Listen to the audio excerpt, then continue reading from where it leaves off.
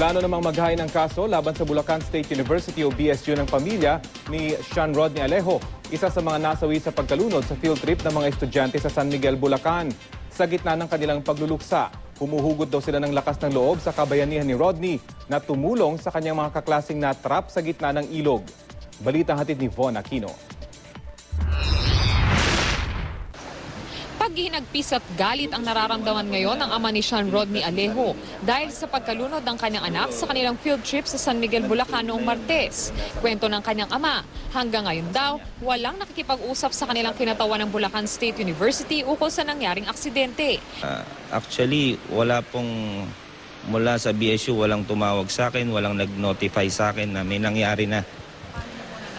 Nalaman ko lang dun sa kapatid ko at nabalitaan lang din sa GMA News lang din na meron nga nangyari. Sinisisi niya ang eskwelahan sa nangyari dahil hindi ito humingi ng permit sa lokal na pamahalaan para sa field trip. Sa BSU, yung sinasabi niyo pong waiver na pinapirmahan nyo is not enough para sabihin nyo na wala kayong responsibilidad sa mga estudyante.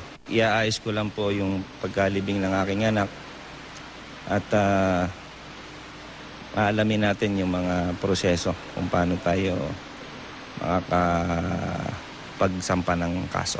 Ipinakita sa amin ng pamilya ni Sean ang litratong kuha habang trapped na sa gitna ng ilog ang ilang estudyante.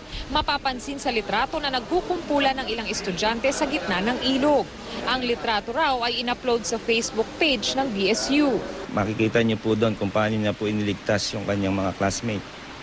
Makikita niyo yung litrato ron na siya yung nasa gitna at siya kanya nakakapit yung mga classmate na nakaligtas. At talagang I'm proud of my son. Varsity ng volleyball at panganay sa magkakapatid ang estudyanteng si Sean Rodney, kaya gano'n na lamang daw ang panghihinayang nila. Tanging hangad daw nila ay may managot sa pangyayari. Von Aquino, GMA News.